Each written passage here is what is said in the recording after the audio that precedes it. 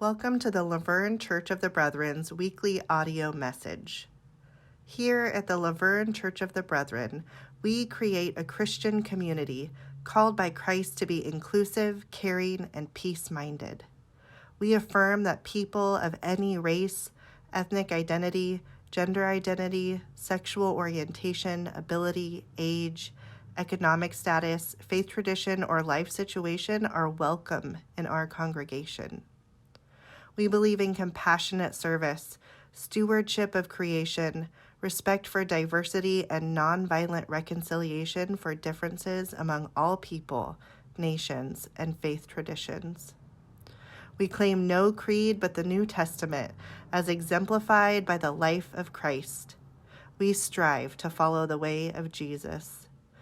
And through these efforts, we seek to grow ever closer to the mind and heart of God. And now let us ground ourselves as we enter into today's message.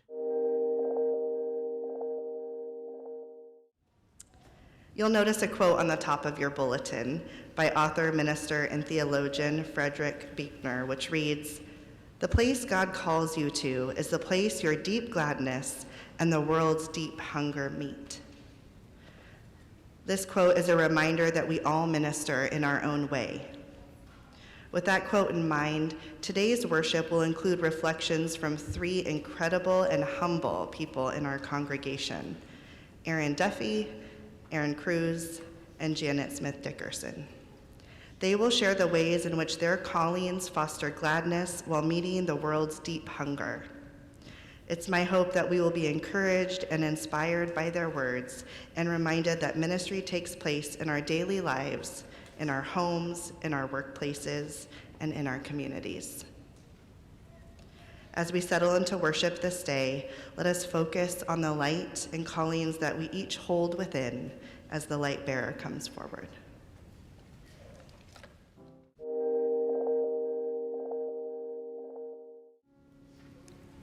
Hello, I'm Erin Cruse.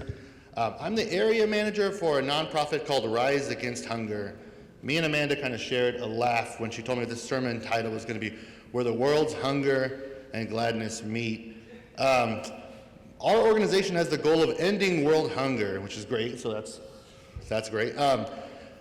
Last year we packaged about 34 million meals that were distributed around the world in developing countries.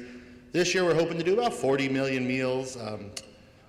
And we do those packing events. They're very fun. It's a great event. I go to different places, different businesses. That's kind of what I always wanted to do. I didn't know it was a job. Had I known that, I might have majored at something like nonprofit management, which is a real major I didn't know about. That would have been a really good, you live and you learn, I guess. My very first volunteer event that I can remember is probably about 12 years old. I was volunteering. They were packing meals or doing a food packing event. My first volunteer job, I remember it well. They said, "That dumpster is very full. That's our only dumpster. Can you go ahead and hop in there and stomp around and get the cardboard?" And I was a big kid, so it was a great job for me. I did an excellent job. It was love at first stomp. It was perfect. I got that cardboard down. We were able to finish the food packing event. And again, that's kind of what I always wanted to do. It took me a while to get there. That's something I think about a lot is when I think of dream job, I think of ice cream taster, and it's a great job. I'm sure that's a real job, but the path to get there is not always clear, and I'm sure even the best ice cream testers kind of work their way to it. That's definitely the case for me. And when I did think of nonprofit work, I thought of jumping out of helicopters. I don't know why, I don't know if the movie Operation Dumbo Drop was very informative to me. I think it just missed the Oscar that year it came out. But that's why, so again, I thought it was so out there and wild, I didn't think it was something I could do. When I eventually made my way to nonprofit work, there was also a little bit of fear, maybe anxiety that maybe once I see behind the scenes, I'll be a little turned off. Maybe it'll be too much about money and not about the mission. But I've been really fortunate in the work I've done. That's not the case. All my conversations with my coworkers, they're always mission focused. It's how can we feed hungry people How can we improve their lives? It's been truly a blessing. I don't use the word calling all the time, but it's definitely been a calling in my life that I'm able to achieve. I hope I'm working there for the next 30 years, but I don't know. Maybe I'll go back to ice cream tasting after this or so. But my experience has been that the calling is something that you kind of have to work towards. It's not usually something that just magically is placed in front of you, at least what I've dealt with. So I would just leave you with that. If you are feeling a calling, maybe start taking those steps towards it. Start thinking of ways you could help. It's been something so magnificent to be fulfilled every day at work, to feel really great about my job. Even if I'm getting up at 4 in the morning and waking up my wife to go drive to San Diego to pack meals like I did yesterday. It's still with a smile on my face, and I feel really lucky and blessed to be feeling that calling. But thank you all for listening to me.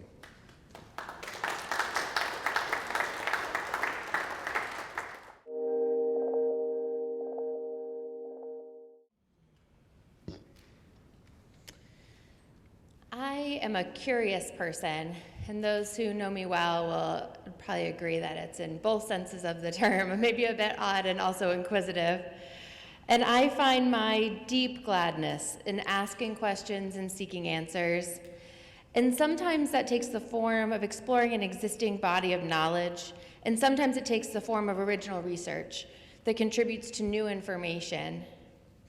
I'm drawn to topics and questions that feel useful and meet the world's hunger for dignity and justice. I'd like to share 2 recent examples. The first is one that comes from our congregation. I was really privileged during Lent to spend time with a group of us during spiritual formation exploring our local housing history. We dove into the last 100 years or so of the citrus belt and an understanding of the ways that the citrus industry shaped our early housing environment, the ways that federal policies and state policies further shape that environment, and we took a look at where we are today in our town. And that deep dive and that learning with many of you has really reshaped the way that I look at our community and the way I experience our streets and my own neighborhood. And that's a type of learning that I hope to continue to do hand in hand with this community for a long time. And a second example of my inquisitions is in my professional life, in my day-to-day at work. I'm a researcher at a Center for Health Policy and Economics, and I like to take a look around at what's working and not working within the U.S. healthcare system. And often I'll see a news article or have a conversation with a friend about a challenge that they're having, maybe with a certain small aspect of their medical billing system or some condition that isn't being addressed. And then from there, look at, well, what data do we have to explore this more? How do we quantify how often does that happen and how big a problem is it? What are the mechanisms and what are the systemic issues that are driving that problem? How do we articulate them and understand them and really dissect them in a way that allows us to develop policy to target them? And once we develop a range of policy options, how do we figure out which one is politically palatable and feasible and is going to have the best outcome? And there's analytic work that happens at each step of that process, and I love it. It's just so much fun. And I want to echo what Muir said earlier, that telling stories with numbers brings great gladness. I can relate so much to that, Muir. And so I hope to continue to find issues that matter to people around me and in the world, and really dig in deeper and dissect them and understand how we can address them as a people and in a systemic way. And so thank you for being curious with me, and I hope to continue work with the community and in my day-to-day life that allows me to ask and answer questions. And I would like to end with a prayer, because Amanda wrote a beautiful invocation this morning that I didn't print out, but I found in my email inbox. Gracious God, we give thanks for the gifts and privileges we might have. May we recognize the ways we can participate in your work here on earth. May we be attuned to your spirit this day. Amen.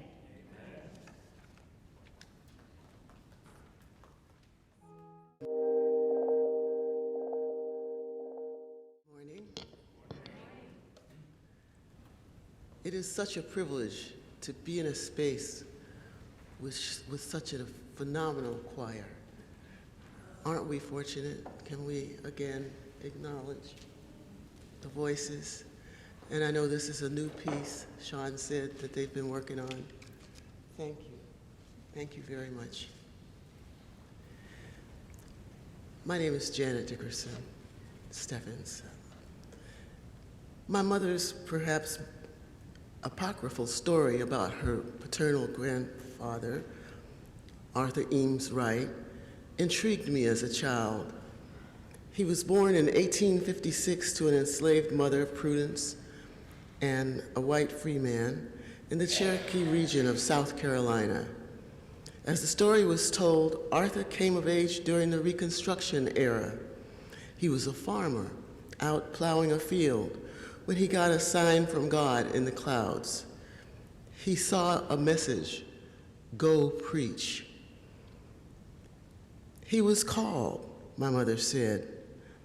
He responded by putting down his plow and later establishing a Baptist church as well as a Christian school for Negro children.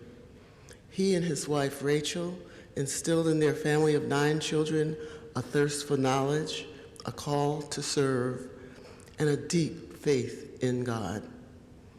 This was my first encounter with the concept of being called.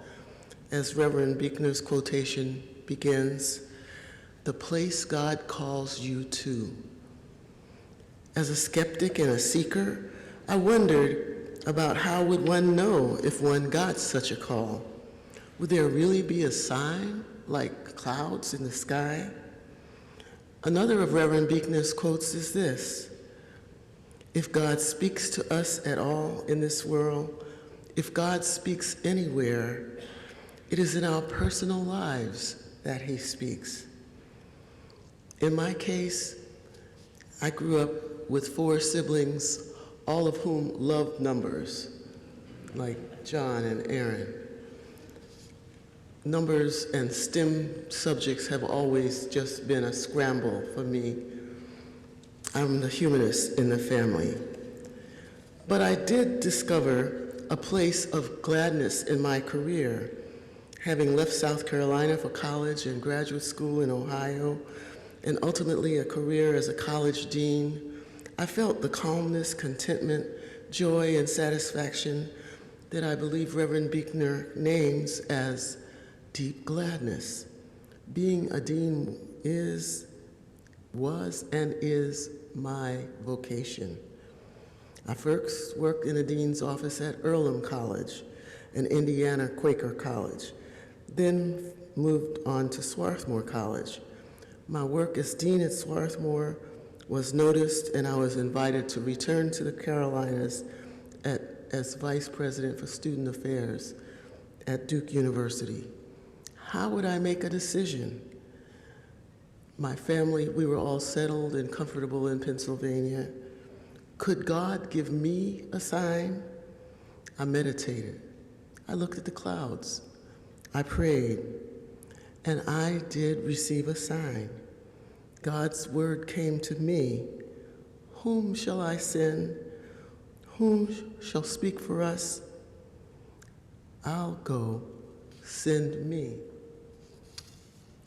When I opened my dust-laden family Bible to find where that quote came from, I immediately opened to the page in Isaiah where the text 6:8 came from. Inserted in that page was the program from my father's homegoing service, which had taken place 15 years before. That was it. That was a sign. So my husband, Paul Steffens, and I relocated our family to North Carolina following Duke, where we lived for 9 years, I was called to Princeton University, where Reverend Buechner had studied as an undergraduate and where I first encountered his writing. I served for 10 years as the inaugural vice president for campus life and retired happily in 2010. I immersed myself in a range of retirement activities: family genealogy, church and nonprofit board service, support for an aging family member, swimming lessons, Pilates, sewing, crafting, theater, and cultural activities. We participated in a Presbyterian mission trip to Ghana in 2015. Fast forward to the present, after our mission trip, my yearning to be back in action on a campus only grew. My daughters will tell you that I flunked retirement. That place of hunger for me was and is on college campuses. As a dean and vice president for student affairs, I have loved creating inclusive residential campus communities where all students have equitable access to health, mental health, cultural and spiritual life services, and where they can develop the self-knowledge, strength, resilience, and courage to be change makers in the world. So in late 2017, when I received a call from Pomona's president, Gabrielle Starr, to come and serve in an interim role as vice president for student affairs for just 6 months, I couldn't say no. My deep gladness and the world's deep hunger met once again. Friends, I'm still at the Claremont Colleges, now in a consortial role. We came in 2018, almost 6 years and one pandemic later. We are here to stay. We are grateful and we thank God for this congregation and community, for these majestic mountains, the climate, for the nearness of our daughters, for the opportunity to serve and to sing every day. Thank you.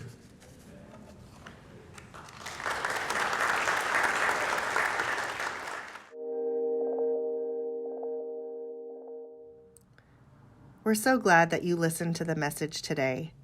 If you're looking for an open and affirming, peace-loving, and justice-seeking congregation, consider visiting us for in-person worship on Sundays at 9:30 a.m. We'd love to meet you.